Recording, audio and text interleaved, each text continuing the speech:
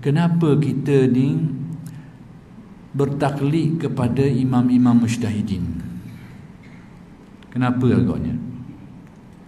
Pertama sekali, dari segi kemampuan ilmu mereka tu, mereka memiliki tahap kemampuan ilmu yang agak tinggi untuk merumuskan, membahaskan dalil-dalil Al-Quran dan hadis dan membuat rumusan, kesimpulan. Jadi imam mujtahidin memiliki kepakaran, kemahiran, memiliki kelayakan yang diiktiraf. Sebab tu kita ikut dia, kita ikut Imam Syafi'i. Sebab dipercayai, diyakini kemampuan dia tu, sudah teruji kelayakan dia tu untuk membahaskan dalil-dalil dan membuat rumusan, kesimpulan tu. Kita hari ni mungkin tak sampai ke tahap tu. Yang ni kesimpulan yang kita buat ni mungkin tidak melihat pada semua aspek. Mujtahid ni dia buat keputusan setelah dia bedah habis, setelah dia kaji hampir ke semua dalil-dalil yang sampai ke dia mengenai perkara itu, dan yang berkait, sama ada berkait cara dekat atau cara jauh. Satu sebab. Ada sebab yang kedua. Sebab yang kedua ni kadang-kadang jarang orang tengok sikit. Kebanyakannya orang tengok dari segi aspek kelayakan tu, dan memang itu patutlah, itu asasnya. Aspek yang kedua yang jarang kita perhatikan, aspek ketakwaan dan kewarakan. Imam-imam mujtahid ni selain daripada kelayakan dia tu, tapi dia sendiri orang yang warok. Orang yang warok ni orang yang zuhud, orang yang takwa, yang mana hati dia tu ada kejernihan. Jadi kalau dipilih satu pendapat, diyakini pendapat itu dilihat lebih teguh, lebih dipercayai dan lebih diyakini. Itu maksudnya. Hari ni aspek kedua ni orang tak tengok sangat. Orang tengok kelayakan. Kelayakan itu pun kelayakan pada tarikh hari ni lah.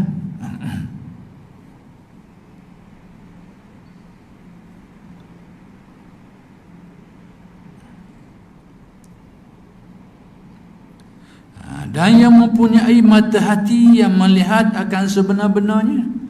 Jadi ulama-ulama dulu ni beri pedoman kepada kita bahawa faktor pandangan mata hati ni perlu ambil kira juga. Perlu ambil kira. Baik.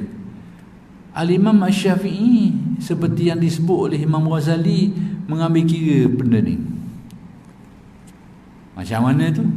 Imam Ghazali sebut dalam Ihya, Imam Syafi'i ni kalau dia berdepan dengan beberapa pilihan dari segi pendapat dalam sesuatu perkara, masalah-masalah ijtihadiyah ni, masalah yang tidak ada dalil yang sahih dan soreh, sehingga perkara itu menjadi maidan ikhtilaf di antara ulama. Jadi sekiranya dia mendapati ada beberapa pandangan dalam sesuatu perkara ni, nak pilih hak mana sah, apa yang dibawa oleh Imam Syafi'i?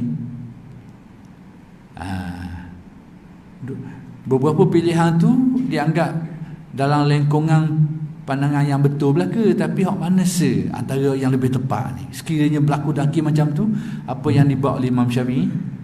Dia akan pergi cari seorang yang nama Syaiban Ar-Ra'i. Dia ni ahli tasawuf, orang ahli zuhud, ahli taqwa, tapi bukan ahli sangat. Tapi taklah bodoh, taklah jahil. Cuma orang tak kenal kealiman dia tu. Jadi Imam Syafi'i akan bentangkan pendapat-pendapat tadi tu kepada Syaiban, dan dia tengok Syaiban pilih pendapat mana, yang tu yang diambil. Yang tu yang diambil. Sebab apa? Kerana hak tadi tu dari segi pendapat-pendapat tu itu atas kelayakan, kealiman. Tapi bila dah selesai juga masih ada pilihan-pilihan hak mana ni, dia akan kepada yang kedua, tengok kezuhudan. Yakni orang yang hatinya bersih, tengok orang ini dia pilih pendapat mana. Kerana menurut mereka ni, orang-orang seperti ini dia akan pilih pendapat yang tidak menurut kemahuan nafsu mereka. Jadi rupanya ulama dulu ambil kira dalam perkara-perkara tertentu. Dalam perkara-perkara tertentu. Dan ini sesuai dengan hadis Nabi. Istafti qalbaka wa in aftakal muftun. Tanyalah hatimu. Tapi bukan tanya membuta tuli. Dalam kes-kes tertentu yang tidak ada dalil yang terang, yang jelas dan sebagainya, pada waktu ada waktu-waktunya kena tanya. gerak hati dalam keadaan hati kita tidak terpengaruh dengan kemahuan-kemahuan pribadi kita. Istafti qalbaka, tanya hatimu. Wa in aftakal muftun, sekalipun orang memberi pandangan begitu begini, dalam kekeh macam tu kau tanya hatimu sendiri. Ada waktunya, ada keadaannya, ada perkaranya boleh kita rujuk. Adapun perkara yang sudah ada dalil tabeng, jelas dah, hak tu dah nak tanya hatilah. Memang jelas perkara tu terang dalilnya sahih dan soreh, terang dan nyata. Tu tak main lah. Tak main tanya hati. Ini perkara yang keliru, yang tak jelas, ada beberapa pendapat pada kita macam mana. Nak pakai manusia, dua-dua ni ada pendapat, ada dalil belaka, tapi ada kelainan. Dalam keadaan kita ni, hak mana yang kita rasa lebih sesuai, ada waktunya.